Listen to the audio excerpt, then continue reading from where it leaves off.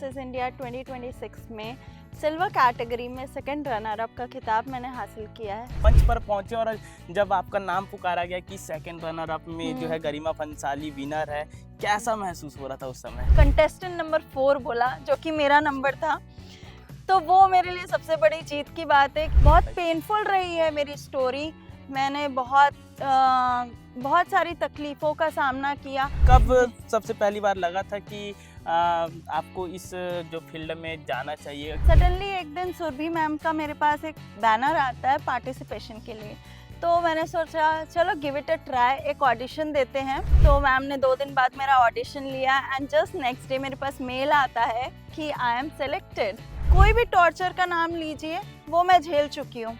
मैं 12 घंटे मेरी सांसें बंद हो चुकी थी। अगर मैं ये क्राउन जीती हूँ तो उसमें सबसे बड़ा हाथ मेरे गुरुजी का है। गुरुजी आप भी आ जाइए। आचार्य ये हमसे मतलब जब इनसे संपर्क हमारा हुआ तो हमने देखा कि इनके जीवन में संभावनाएं अपार हैं, क्योंकि you have been through so many things. मतलब आप बहुत सारी चीज़ों से, तो इन्होंने बोला कि हाँ, क्योंकि I am an astrologer as well. Rajasthan side रही, लेकिन जो सुकून राजनांदगांव में है वो सुकून कहीं नहीं है। मार्क माय वर्ड्स, सच्ची। संस्कारधानी राजनांदगांव की बेटी ने आज राष्ट्रीय स्तर पर जो है मॉडलिंग के जो दुनिया में एक अलग नाम कमाया है। भंसाली जी हमारे साथ मौजूद है। सबसे पहले आपको बहुत बहुत congratulation. Thank you so much. कैसी रही आपकी जर्नी इस मंच तक पहुंचने के लिए? क्या कुछ संघर्ष करना पड़ा? हमारे दर्शकों को भी थोड़ा सा अपने इंट्रोडक्शन के साथ बताइए।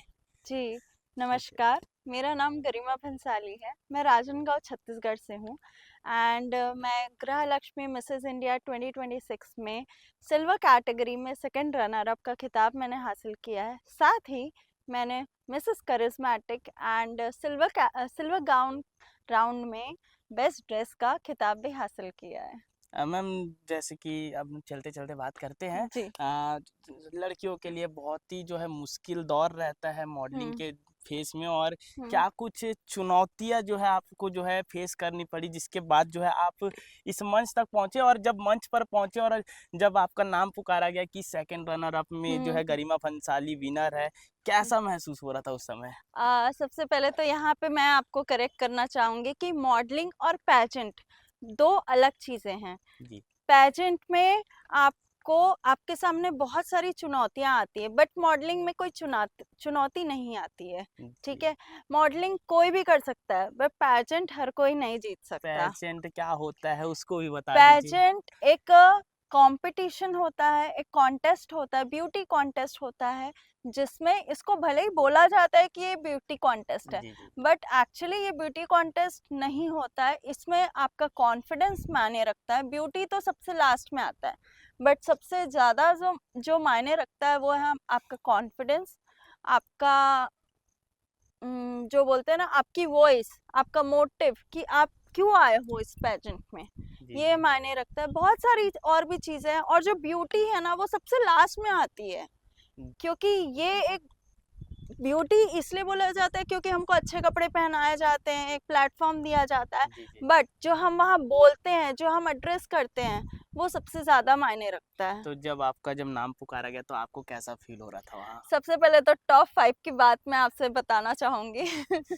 मतलब 4 लोगों का नाम ऑलरेडी बोला जा चुका था, बस लास्ट वाला बचा हुआ था एंड उसमें जजेस ने मेरा नाम तो लिखा था, बट जो होस्ट थे, हमारे सेलिब्रिटी होस्ट अमन वर्मा सर, वो पूरे ऑडियंस से पूछ रहे थे कि उनके अकॉर्डिंग कौन है विनर, और पूरी ऑडियंस ने कंटेस्टेंट नंबर 4 बोला, जो कि मेरा नंबर था। तो वो मेरे लिए सबसे बड़ी जीत की बात है। उसके बाद मुझे ऐसा लगा कि चाहे मुझे क्राउन मिले या ना मिले, मेरा नाम आए या ना आए, ऑडियंस में मैं जीत चुकी हूँ। ऑडियंस का दिल जीत चुके हैं। अब हाँ उसके बाद जो है आपने जो है खिताब भी हासिल किया, लेकिन कहीं ना कहीं से आपकी जो कहानी है बहुत संघर्षपूर्ण है, जी और जिसे लोगों को जानना भी चाहिए, उसके जी शेयर करिए। जी। हाँ, मतलब मेरी लाइफ में बहुत सारे स्ट्रगल्स रहे हैं, बहुत पेनफुल रही है मेरी स्टोरी। मैंने बहुत सारी तकलीफ़ों का सामना किया, और यहाँ पे आने के, पेजेंट में जाने के पहले 45 डेज़ की मैंने रगड़ के मेहनत करी है। सुबह 5 बजे से रात के 2 बजे तक के मैंने कंटिन्यूस मेहनत की है। दिन रात एक कर दिया, मतलब दिन कब हो रहा है रात कब हो रहा है पता नहीं चल रहा है। बस माइंड में ये है कि खुद को प्रेजेंट करना है।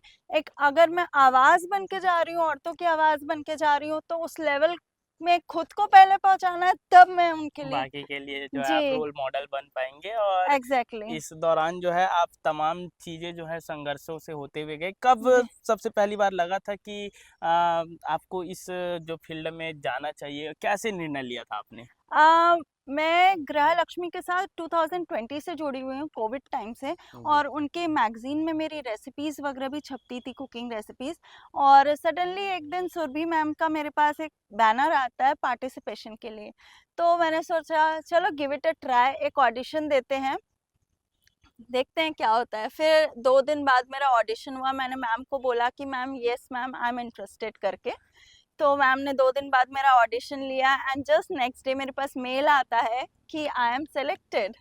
तो वो चीज़ बहुत खुशी की बात थी, क्योंकि ऑडिशन क्लियर करना ही बहुत मुश्किल होता है। हज़ारों औरतें पार्ट लेती हैं, उसमें मुश्किल से कुछ ही अराउंड 30 to 35 का ही सेलेक्ट करना रहता है, बहुत डिफिकल्ट होता है वो भी। तो जैसे मैम घर में जैसे जो है औरतों की शादी हो जाती है, शादी के बाद तमाम उनके पास जिम्मेदारियां आ जाती है, घर की जिम्मेदारियां रहती है, और उस दौरान जो है ऐसे फील्ड में जाने के लिए बहुत से लोगों का सपना सपना ही रह जाता है। तो उनके लिए आप क्या कुछ कहना चाहेंगे? अपने सपनों को नहीं मारना चाहिए, और ये प्रेरणा मुझे मेरे गुरुजी ने दी है। उनका नाम है आचार्य शिवानंद साहिब सर।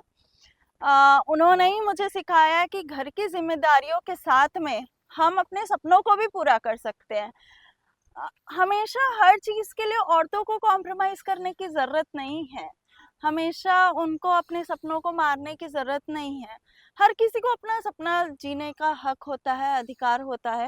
एंड भगवान ने सबको अपॉर्चुनिटी दी है, उस अपॉर्चुनिटी का फायदा उठाना हम सबके ऊपर है। संस्कार धानी को लेकर के क्या कहना है आपका? संस्कार धानी को लेके मैं तो पूरे लोगों को बहुत बहुत सच में हाथ जोड़ के थैंक्स बोलती हूँ कि उन्होंने मुझे बहुत सारा प्यार दिया, बहुत मान सम्मान दिया।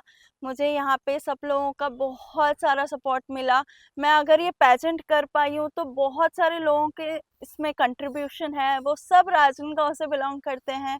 And I really would like to thank the whole all the people of Rajnandgaon for trusting in me. मतलब बहुत बहुत बड़ा सपोर्ट रहा है। मैं पूरी दुनिया में रह चुकी हूँ, सब जगह, दिल्ली में रही, साउथ में रही, राजस्थान साइड रही, लेकिन जो सुकून राजनांदगांव में है वो सुकून कहीं नहीं है। मार्क माय वर्ड्स, सच्ची। जी, अभी आपने जो है सेकंड रनर अप तो अब जीत लिया, अब आगे आपकी क्या प्लानिंग है? आगे कौन सा लक्ष्य है आपका? सबसे पहले मैं औरतों के लिए ही काम करना चाहूंगी, क्योंकि मैं जिन चीज़ों से गुजर चुकी हूँ, ऐसे और भी बहुत सारी औरतें हैं जो उन चीज़ों से अभी भी गुजर रही हैं।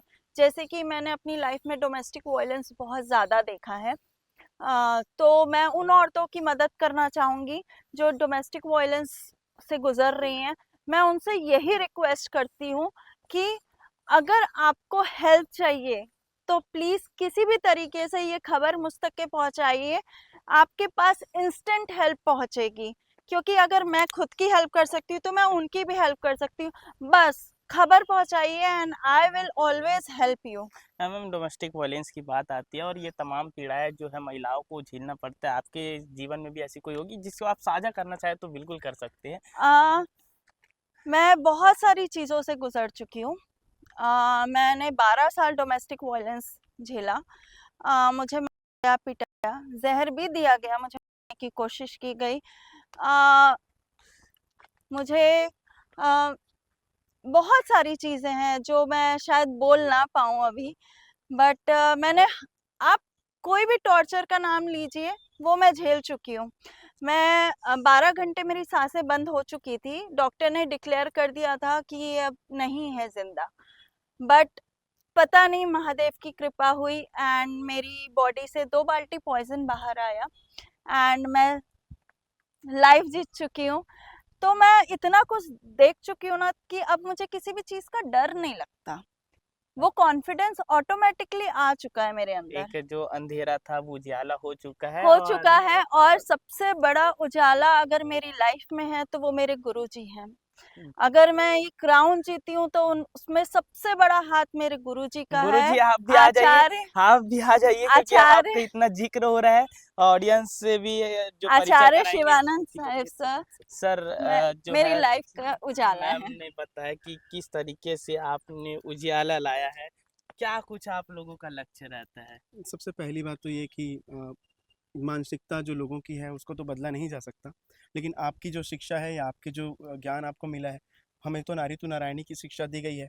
हम हर नारी को, चाहे वो हमारी बिटिया हो, हमारी बहन हो या कोई माँ हो या हमारी समाज की कोई भी बच्ची हो, कोई भी कन्या हो, तो हम उसे नारी तू नारायणी का अर्थ क्या होता है कि हम नारी को नारी के रूप में तो देखें ही, साथ ही उस नारायणी के रूप में भी देखें, जो जगदम्बा है, जो त्रिशक्तियों की जो केंद्र स्वरूप है, उनके रूप में देखें।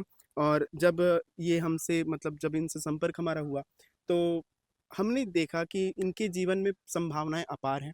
और ये स्वयं भी, हम स्वयं आपको बताना चाहेंगे कि जब ये मिले थे हमसे, तब हमने इनको कहा था कि आपका बहुत अच्छा आगे का भविष्य बहुत अच्छा है, क्योंकि you have been through so many things, मतलब आप बहुत सारी चीज़ों से, तो इन्होंने बोला कि हाँ, क्योंकि I am an astrologer as well, तो हिंदी में बोलना राइट? जी, जी। तो हमने बोला कि आप बहुत सारी चीज़ों से आप आ चुके हैं, आगे आपका भविष्य बहुत उज्ज्वल है। तो उसके बाद फिर इन्होंने सारी चीज़ें फिर होती गईं और ये श्रेय दे रही हैं, तो इसमें बड़प्पन इन्हीं का है। हमारा तो कोई ऐसा विशेष योगदान नहीं रहा, जो हमको उचित लगा, जहाँ-जहाँ तक हमारी क्षमता थी, जो हमारे से बन पड़ा आज तक, वही हमने किया है। और ये इनका श्रेय दे रही हैं, तो ये इनका बड़ा हृदय है, तो ये ऐसा कर रहे आने वाले हैं। समय जी, के लिए भी आपको बहुत सारी शुभकामनाएँ नेक्स्ट वीक शुभकामनाएं के आपके ऊपर गुरुजी की ओर से, हमारी सीजी से। जी, भास्कर की बिल्कुल, टीम की बिल्कुल, ओर से। बिल्कुल। और किस तरीके से एक रोल मॉडल बन करके जो है गरिमा बंसाली जी आज सामने आई है, तमाम पीड़ाओं के बाद जो है, अंधियारे के बाद जो उजेला आया, और उस उजाले को जो है वो सभी के साथ साझा करना चाहती है। ऐसी तमाम महिलाएं हैं जिनकी वो मदद करना चाहती है, तो आप इनसे कांटेक्ट भी कर सकते हैं, और आने वाले समय में जो भी कुछ अपडेट रहेगी आप सभी तक पहुंचाते रहेंगे। फिलहाल के लिए आप लोगों का इस विषय पर क्या कुछ कहना है, कमेंट करके जरूर से बताएं। जय हिंद, जय भारत, जय छत्तीसगढ़।